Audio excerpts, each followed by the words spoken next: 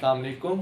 I am Muhammad Rayan Khan Niazi. Currently, I am a student of first year MBBS at King Edward Medical University. I got 184 marks out of 200 in UHS MDCAT in first attempt. I prepared my MDCAT. Assalamu alaikum. My name is Mohammad Sanan Khan Niazi and I am a student of first year MBBS at King Edward Medical University Lahore and I scored 190 marks out of 200 in UH.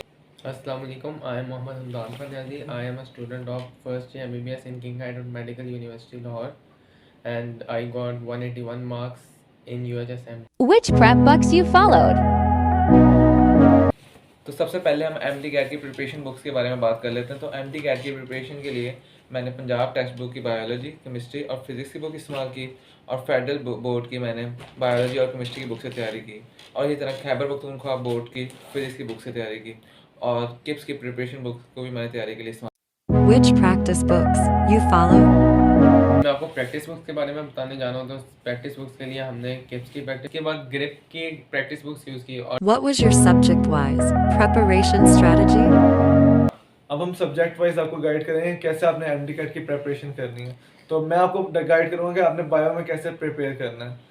तो सबसे पहले आपको अगर UHS का MDCAT दे रहे हैं तो Punjab text book की जो आपका सिलेबस है उसका वो बुक लाइन्स बहुत इंपॉर्टेंट है। कई MCQ से बुक लाइन्स होती हैं, एक लफ्ज़ मिसिंग होता है तो बस आपने वो बताना होता है। इसके बाद आपको फेडरल की बुक से वही टॉपिक्स आपने फेडरल की बुक से करने हैं। फेडरल की बुक्स में नॉलेज और कॉन्सेप्ट दोनों बहुत ज़्यादा है पंजाब टेक्स्ट बुक की निस्बत। तो इसके बाद आपने फेडरल करनी है। इसके बाद आपने अपनी अकेडमी जो भी आपकी अकेडमी है उसके नोट्स करने हैं। तो इसके बाद आपने जो टॉपिक आप रोज़ाना करेंगे आपने उसकी प्रैक्टिस भी करनी है उसके साथ साथ, ताकि आपके MCQ भी प्रिपेयर होते हैं और आपको पता हो कि किस तरह के MCQ आने हैं इस टॉपिक से। तो अब अगर मैं बताऊं कि कितनी प्रैक्टिस की ज़रूरत है तो बायो ज़्यादातर आपके नॉलेज बेस्ड क्वेश्चन होते हैं बायोलॉजी में। तो मैं कहूँगा 70% आपकी प्रेपरेशन। केमिस्ट्री की बात करते हैं तो केमिस्ट्री में जो बुक्स आपने यूज़ करनी है वो PTB first year, PTB second year और फेडरल सिर्फ आपने सेकेंड ईयर करनी है और जिस अकेडमी में आप पढ़ रहे हैं उसकी बुक्स करनी है।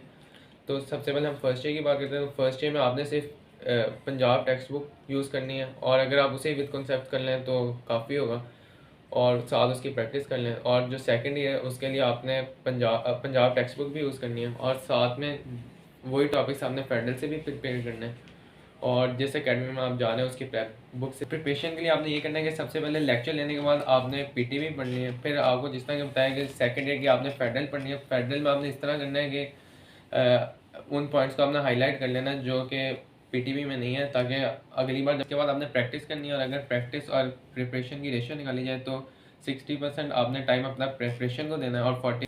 तो अब हम फिजिक्स की प्रिपरेशन की बात कर लेते हैं। तो फिजिक्स की प्रिपरेशन में सबसे इंपॉर्टेंट पंजाब टेक्स्ट बुक की बुक्स लाइन है, क्योंकि अक्सर MCQ बुक लाइन्स के तौर पे उठा के दे देते हैं और उसके साथ साथ जो टॉपिक आप अकेडमी वगैरह में पढ़ाया जाए तो उसको आप घर जाके उसको उसके प्रैक्टिस MCQ भी सॉल्व कर लें और उसके साथ साथ जो एक्सरसाइज में शॉर्ट क्वेश्चन आंसर दिए गए हैं और न्यूमेरिकल्स दिए गए हैं उनको भी आप अच्छी तरह सॉल्व कर लें, क्योंकि कुछ MCQ उनकी वो भी उठा के दे देते हैं एज इट इज़। तो और इसके साथ साथ फिजिक्स में मेन चीज़ प्रैक्टिस होती है। तो आप जो टॉपिक भी अकेडमी वगैरह में रीड कर पढ़ें तो उसको घर जाके फ़ौरन उसकी प्रैक्टिस कर लेंगे, क्योंकि प्रैक्टिस से आपके फिजिक्स के कॉन्सेप्ट और मजबूत हो जाएंगे और MDCAT में अच्छा स्कोर कर पाएंगे। तो और फिजिक्स की प्रिपरेशन का एक और इम्पॉर्टेंट सोर्स ये है कि जो आपके अकेडमी में आपको सर वगैरह पढ़ा रहे हैं वो आपको फार्मूला ड्राइव करके देंगे। तो उस फार्मूला को आप उसके हैंड रिटन नोट्स बना लें, क्योंकि जब भी आप कोई MCQ की प्रैक्टिस वगैरह करने लगें तो उसको एक बार गो थ्रू लाजमी कर लें, क्योंकि फार्मूला से आप अच्छी तरह MCQ सॉल्व कर पाएंगे। और अगर आप फिजिक्स में प्रैक्टिस और प्रिपरेशन की रेशियो निकाली जाए 60% प्रैक्टिस ही मैटर करते हैं। अब मैं आपको बताऊंगा कि आपने इंग्लिश की प्रिपरेशन कैसे करनी है। तो इंग्लिश को हम बेसिकली दो डोमेन्स में डिवाइड कर सकते हैं, एक मेजर डोमेन जो वो ग्रामर है और एक माइनर जो वो कैब है। आपके 18 में से 12 to 14 MCQs ग्रामर के होंगे और बाकी वो कैब के होंगे। तो आपने मेजर फोकस ग्रामर से करना है। आपने ग्रामर जैसे मैंने किप्स के इंग्लिश प्रिपरेशन बुक से सारे रूल्स याद किए थे। तो जैसे एक नया रूल या नया ग्रामर का पॉइंट, नाउन, वर्ब, एडजेक्टिव वगैरह पढ़ा, उसके साथ ही प्रैक्टिस कर ली ताकि आपको वो अच्छी तरह प्रिपेयर हो जाए। और इसी तरह आपने सारे ग्रामर रूल्स आपने याद करने हैं, क्योंकि उन्हीं में से 12 to 14 MCQs होंगे जो आपने सिक्योर कर सकते हैं। बाकी 2 से 4 MCQs होंगे वो कैब से रिलेटेड, इसमें सिनोनिम्स और स्पेलिंग होंगे। उसके लिए ज़्यादा फोकस करने की ज़रूरत नहीं है। किप्स एंट्री टेस्ट कैब की बुक होती है वो कर लें। अगर वो भी प्रिपेयर नहीं होती तो उससे भी बाई आमतौर पे आता है। जर्नल होता है आपका एफएससी नॉलेज में होता है या मैट्रिक में से होता है, तो वो Which online resource you use during your prep? हम ऑनलाइन रिसोर्सेज की बात कर लेते हैं। तो ऑनलाइन रिसोर्सेज में मैंने सबसे पहले किप्स एलएमएस इस्तेमाल की। किप्स एलएमएस में ऑनलाइन लेक्चर्स भी पढ़े हुए हैं और उसके साथ प्रैक्टिस एमसीक्यू है, जिससे डेली प्रैक्टिस करके आप अपने प्रैक्टिस को और अच्छा कर सकते हैं और आप एमटीकेट में अच्छा स्कोर कर सकते हैं। इसी तरह जैसे फिजिक्स और केमिस्ट्री थोड़े कॉन्सेप्चुअल सब्जेक्ट्स हैं, तो इनमें अगर कोई टॉपिक मुझे एकेडमी में समझ नहीं आता था तो मैं इनके ऑनलाइन यूट्यूब पे लेक्चर ले लेता था। जैसे अगर फिजिक्स का मुझे कोई टॉपिक समझ नहीं आ रहा है तो मैं उसका लेक्चर फ्रंट फिजिक्स से ले लेता था, जो एक यूट्यूब चैनल ऑनलाइन लेक्चर ले लेता था, उसको नोट कर लेता। जैसे मुझे केमिस्ट्री का कोई टॉपिक मुझे एकेडमी में समझ नहीं आ रहा है, मुश्किल लग रहा है, तो मैं उसके यूट्यूब चैनल पे सरवाजिद अली कंबो के लेक्चर ले लेता था और उसमें समझ आ जाता था और उसके लेक्चर से केमिस्ट्री के कॉन्सेप्ट मेरे बेहतर हो गए। How to deal with mistakes during MDCAT preparation. CAT में प्रैक्टिस के दरमियान एक मिस्टेक होने कॉमन सी बात है, तो अब हम बताएंगे कि उस मिस्टेक को हैंडल कैसे करना है।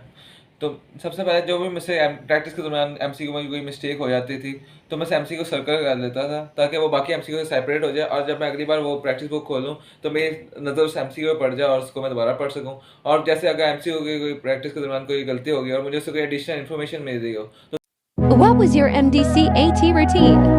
अब मैं आपको अपने एमटीकेट के दिनों की रूटीन शेयर करने जा रहा हूँ। तो सबसे पहले 10 बजे हमारी एकेडमी शुरू होती थी। 10 से 3 बजे तक हमारी एकेडमी टाइमिंग होती थी, जिसमें लेक्चर भी होता था और कभी कभार वीकली टेस्ट वगैरह भी होते थे। तो उसके बाद 3 से 5 बजे तक या 6 बजे तक हम रेस्ट करते थे और उसके बाद 4 या 5 घंटे 10-11 बजे तक हम पढ़ते होते हैं। यानी जो टॉपिक आपने वहाँ पे पढ़े वो आपने साथ साथ ज़रूर प्रिपेयर करना है और साथ उसकी प्रैक्टिस भी करनी है।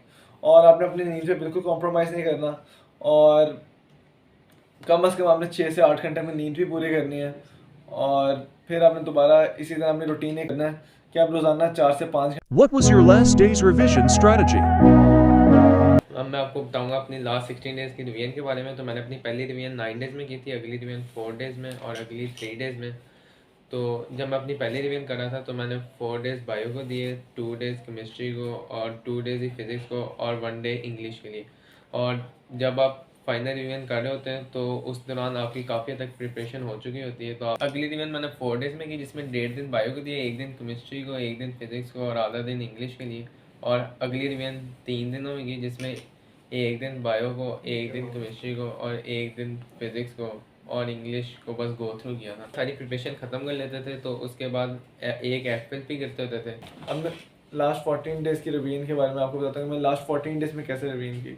तो सबसे पहले 7 दिनों में मैंने हर दिन एक सब्जेक्ट की एक बुक, जैसे फर्स्ट ईयर बायोलॉजी, फिर अगले दिन सेकेंड ईयर बायोलॉजी, एक बुक एक सब्जेक्ट फर्स्ट ईयर या सेकेंड ईयर की मैंने ख़त्म की। और इसी तरह 6 दिन हो गए, 2 दिन बायोलॉजी, 2 दिन केमिस्ट्री, 2 दिन फिज़िक्स। तो 7वां दिन मैंने इंग्लिश को दिया ताकि एक पूरा दिन इंग्लिश के लिए भी हो जाए। इंग्लिश में थोड़ा मुश्किल लगता था, इसलिए मैंने एक अलग से दिन उसके लिए संभाल के रखा। और उसके बाद मैंने 4 दिनों में एक दफ़ा पूरी रिवीजन की, जिसमें मैंने एक पूरा सब्जेक्ट एक दिन में तैयार किया और आखिरी दिन मैंने फिर इंग्लिश को दिया। और फिर जो लास्ट 3 डेज़ थे ना, उनमें मैंने इंग्लिश को इतना फोकस नहीं किया क्योंकि उसकी इतने नंबर्स नहीं थे। मैंने बायोलॉजी, केमिस्ट्री और फिज़िक्स वो उसकी उनकी दोबारा 3 दिनों में हर दिन एक एक सब्जेक्ट। इन दिनों में आपने सबसे पहले तो एक दफ़ा गो थ्रू पहले बुक से कर लेना, क्योंकि तब तक आपकी ज़्यादातर प्रेपरेशन हुई हुई होगी। तो फिर आपने ज़्यादा टाइम प्रैक्टिस को देना है ताकि आपको साथ साथ आपको पता चले कि आपके किन टॉपिक्स में आपको डेफिशिएंसीज हैं जो आप पूरी कर सकें, कॉम्पनसेट कर सकें एनटीकेट तक। और उसके बाद आपने इसी तरह आपने बायो, केमिस्ट्री और फिज़िक्स की प्रैक्टिस करनी है और जहाँ जहाँ आपको डेफिशिएंसी है वो आपने मार्क करना है और आपने उसे फ़ौरन कॉम्पनसेट कर देना, किसी टॉपिक को आपने नहीं छोड़ना जो आपके सिलेबस के अंदर हो। और इंग्लिश के लिए भी आपने प्रैक्टिस करनी है और साथ साथ अपने ग्रामर के रूल्स आपको बहुत अच्छे तरीके से आने चाहिए ताकि आप वो बहुत इजीली सिक्योर आप कर सकें। लास्ट 14 डेज में मैंने 2 रिवीजन की थी। तो पहली रिवीजन 10 दिन में की थी और दूसरी रिवीजन 4 दिनों में की थी। तो जो पहले रिवीजन थी जो 10 दिनों में की थी उसमें से मैंने 4 दिन बायोलॉजी पढ़ी थी, 3 दिन केमिस्ट्री पढ़ी थी, 2 दिन फिजिक्स और इंग्लिश, क्योंकि इसका थोड़े से एमसीक्यूज होते हैं तो उसके मेन ग्रामर्स के रूल और सिनोनिम्स पढ़े थे, उसके लिए मुझे बस 1 दिन उसके लिए मैंने रखा था। और फिर आयन में 4 दिन में मैंने सारे सब्जेक्ट्स की दोबारा रिवीजन की थी और दरम्यान में मैं एफएलपी सॉल्व करता रहता था ताकि मैं अपना असेस कर सकूं कि मेरी कौन सी जगह पॉइंट में। How did you spend a day before MCAT? अब हम डे बिफोर एमटीकेट की बात कर लेते हैं। तो एमटीकेट पहले वाला दिन मेरे ख्याल से बिल्कुल आपको रिलैक्स गुजारना चाहिए। और क्योंकि आप बाकी दिन आप जितनी मर्जी कोशिश कर लें आप पूरा सिलेबस कवर नहीं कर सकते। मैंने जो अपना लास्ट डे था वो मैंने इस तरह गुजारा था, मैं रात सुबह 9 बजे उठा था और फिर मैंने बायोलॉजी के जो मेन पॉइंट्स मैंने हाईलाइट किए हुए थे अपनी बुक में, मैंने बस उसको गो थ्रू किया और फिर मैंने 3-4 बजे बुक बिल्कुल बंद कर दी और आगे मैंने पूरा दिन रिलैक्स गुजारा और रात को मैं जल्दी सो गया क्योंकि मैं सुबह उठ के